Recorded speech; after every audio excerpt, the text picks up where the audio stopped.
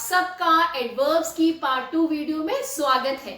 I am Deepika and you are watching your favourite YouTube channel learn English with Deepika. Today we'll be discussing about advance adverbs, but before that मैं आप सबसे request करती हूँ, जितने भी मेरे व्यूअर्स हैं, please do watch my previous video which is based on basic adverbs. मैंने लास्ट वीडियो जो भी मंडे को अपलोड की है, मैंने उसमें बेसिक एडवर्ब्स की बात की है and I have explained all the different types of basic adverbs in detail in easy manner ताकि आपको वो concept easily आ जाए। मैंने 5 different basic adverbs cover किए हैं उस वीडियो में। adverb of manner, adverb of place, adverb of time, adverb of frequency and adverb of degree। तो वो वीडियो जरूर देखिएगा ताकि आपको एटलीस्ट बेसिक एडवर्ब्स की नॉलेज हो जाए। Now we will be beginning with advanced adverbs। Before that, let me explain you what is an adverb. Adverb होता क्या है? Adverb is a word that adds meaning to a verb, an adjective and adverb. इस definition को समझने के लिए आपका verb को जानना और adjective को जानना भी बहुत important है, बहुत ही जरूरी है। Verb क्या होता है? Verb होता है एक action word, जैसे कि go, jump, learn, eat, run, sing, draw, जितने भी एक्शन वर्ड्स हैं वो वर्ब होते हैं। जितने भी डिस्क्राइबिंग वर्ड होते हैं जैसे beautiful, handsome, tall, short, big, small, white, square, any word which describes a word, वो एडजेक्टिव होता है। Now what is an adverb? Now let me explain you with the help of these examples. इन example से आपको ये definition बहुत easily आ जाएगी, आपको बहुत इजीली समझ में आ जाएगा एडवर्ब होता क्या है। एडवर्ब इज अ वर्ड, वो एक वर्ड है जो मीनिंग ऐड कर रहा है किसी भी वर्ब के साथ, किसी भी एडजेक्टिव के साथ, या फिर वो किसी भी एडवर्ब को और एक्सप्लेन कर रहा है। मैंने जितने भी वर्ड्स अंडरलाइन किए हैं ये आपको और एक्सप्लेन करेंगे कि कैसे हमने एडवर्ब उनके साथ लगाए और क्यों लगाए और वो कैसे बने। Now let's C with the first example. Let's look at the first example. She sings nicely. She is a pronoun. In all the sentences, if we look at them, ये तीनों sentences हमने she का use किया है और तीनों pronouns है। sing जो है एक action word है और कोई भी word अगर आप nicely देखें, ये एक word है जो हमने verb के बाद लगाया है। क्यों? क्योंकि वो जो है verb का meaning add कर रहा है। वो कैसा गाना गाती है? nicely। so जो nicely word है वो एक adverb है। क्यों एडवर्ब है? क्योंकि वो मीनिंग ऐड कर रहा है एक वर्ब के साथ जो कि सिंग्स है। सिंग्स एक वर्ब है क्योंकि वो एक्शन वर्ड है। Second example, is looking so beautifully. Is looking जो है वो एक वर्ब है। ब्यूटिफुल जो है आपका एक एडजेक्टिव है। वो क्यों एडजेक्टिव है? क्योंकि वो एक डिस्क्राइबिंग वर्ड है, वो शी को डिस्क्राइब कर रहा है। लेकिन ब्यूटिफुल को मीनिंग ऐड करने के लिए हमने सो का यूज किया, तो so जो है that is an adverb. So becomes adverb. Now let's see the third example. She drives very carefully. Drives जो है it is again a verb because ये action word है। Carefully जो है वो add कर रहा है meaning to the word drive. वो drive में meaning add कर रहा है, इसलिए ये हो गया adverb। लेकिन carefully को और explain करने के लिए we have used the word very. तो वेरी बन गया एडवर्ब। तो इस सेंटेंस में हमने 2 एडवर्ब्स यूज किए हैं जो कि वेरी और केयरफुली है। So this sums up the definition of an adverb. Now we will be discussing the advanced adverbs. So now let's begin with the different types of adverbs. In this video we'll be discussing 4 advanced adverbs. We'll be discussing adverb of reason. We will be discussing relative adverb, interrogative adverb and conjunctive adverb. We'll be discussing 4 different types of advanced adverbs in this video. Now let's begin with the first one. Adverb of reason. Reason itself is self-explanatory. इस word से हम समझ सकते हैं reason का मतलब होता है कारण। तो किसी भी word से जब हमें कारण का पता चलता है, जो भी word किसी कारण को बताता है, that becomes adverb of reason. Now if we look at the examples, इसमें मैंने 3 एग्जाम्पल्स का यूज किया है, बिकॉज, सिंस और सो दैट। ये 3 एग्जाम्पल्स मैंने यूज किए हैं जो बताते हैं एडवर्ब ऑफ रीजन। जब भी हम क्वेश्चन करते हैं why, why gives the answer of the reason. Why जो होता है वो रीजन बताता है, कारण बताता है। जब भी हम क्वेश्चन करेंगे why, we will get the answer of adverb of reason. ये 3 एग्जाम्पल्स का यूज किया है मैंने, जबकि बहुत सारे एग्जाम्पल्स हैं जो बताते हैं एडवर्ब ऑफ रीजन के बारे में। Now let's see how we have used and how we can use in the sentences. I sing because I like singing. इसमें मैंने because का यूज किया है। मैं गाती हूं क्योंकि मुझे गाना पसंद है। क्योंकि का मतलब होता है कारण। क्योंकि जो है वो रीजन बताता है, और इसमें रीजन बताने के लिए मैंने यूज किया है वर्ड का because। तो कोई भी वर्ड जो रीजन बताता है, जो कारण बताता है, जो आंसर करता है why का, क्योंकि का, that becomes adverb of reason. Now let's talk about relative adverb. Relative adverb क्या होता है? Relative adverb 3 जो है, जो majorly use होते हैं, वो है where, what and why. I repeat, where, what and why. These are the 3 relative adverbs which are commonly used. And ये क्या बताते हैं? ये place बताते हैं, time बताते हैं और reason बताते हैं। ये 3 चीजें बताते हैं majorly. Now let's look at the examples. Tell me where were you?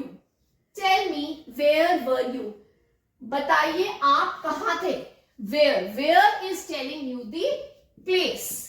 तो कोई भी वर्ड जो हम यूज करते हैं, जो प्लेस, टाइम या रीजन बताता है, और उनके यूज करने के लिए, उनको एक्सप्लेन करने के लिए हम तीनों में से कोई भी वर्ड का यूज करते हैं, वो बन जाता है रिलेटिव एडवर्ब। इसमें आपको एक कंफ्यूजन आ सकता है जो मेजरली लोगों को फेस करना पड़ता है जब वो एडवर्ब्स को, एक्सरसाइजेस को सॉल्व करते हैं। अगर मैं कहती हूं आई एम आउटसाइड, अब इस सेंटेंस में आउटसाइड जो है वो प्लेस है, तो इसमें ये आपका बन गया एडवर्ब ऑफ प्लेस। लेकिन यहां पे भी हमने प्लेस की बात करी है, तो दोनों में डिफरेंस कैसे पता चलेगा? यहां पे हमने प्लेस की बात करके खत्म हो गया यहां पे सेंटेंस, और ये प्लेस बन गया outside. I will come tomorrow, tomorrow is a time, तो वो बन गया adverb of time. I will come tomorrow, I will come tomorrow. अगर मैं इस सेंटेंस में देखूं, जो टुमारो है वो टाइम बता रहा है, तो वो एडवर्ब ऑफ टाइम बन गया। तो इन दोनों में क्या डिफरेंस है, उसको समझने के लिए आपको ये एग्जांपल को बहुत केयरफुली देखना है। Tell me where were you, इसमें जो टेल मी है वो एक क्लॉज है, वर यू एक क्लॉज है। इन दोनों को ज्वाइन करने के लिए मैंने वेयर का यूज किया, और वेयर क्या बता रहा है? प्लेस। अगर यहाँ वॉट आता तो टाइम, और वाई आता तो रीजन बनता। तो कोई भी वर्ड जो हम 2 क्लॉजेस को ज्वाइन करने के लिए यूज करते हैं, जिसमें हम वेयर, वॉट या वाई का यूज करते हैं, वो आपका बन जाता है relative adverb. Now let's talk about interrogative adverb. Interrogative adverb क्या होता है? कोई भी वर्ड जिसको पूछने से हमें एडवर्ब का आंसर मिले, दैट बिकम्स इंटरोगेटिव। अब इंटरोगेटिव एडवर्ब्स क्या होते हैं? इंटरोगेटिव्स में मैंने AWs की बात की थी एक वीडियो में अपनी, मैं उसको शॉर्ट में अभी आपको एक रिकैप बताती हूँ। AWs होते हैं what, where, which, who, whose, why, whom, how.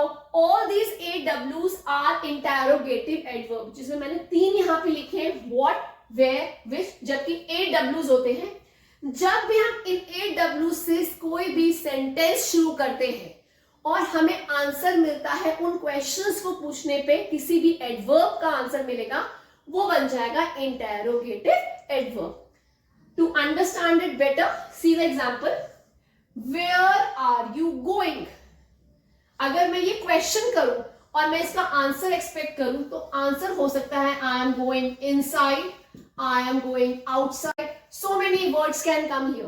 तो इनसाइड जो है एक एडवर्ब है, तो इस क्वेश्चन को पूछने से मुझे एक एडवर्ब का आंसर मिलता है, दैट बिकम्स इंटरोगेटिव एडवर्ब। और इसमें जो वेयर है that is interrogative adverb. So any question tag which we use, any question tag which we use which answers the adverb, it becomes interrogative adverb. Now let's talk about conjunctive adverb. अब conjunctive adverb क्या होता है? Conjunctive adverb is different from conjunctions. ये आपने बिल्कुल भी confuse नहीं होना कि कंजंक्शंस और कंजंक्टिव एडवर्ब में क्या डिफरेंस है, क्योंकि वर्ड्स तो वही है लेकिन डिफरेंस इंपॉर्टेंट समझना बहुत जरूरी है। Now it is use for emphasising और फॉर लिंकिंग, ये दो इसके पर्पज होते हैं। एग्जाम्पल्स हैं moreover, therefore, nevertheless, and so many other examples are there. Now let's look at this example to understand the concept. The hills are steep.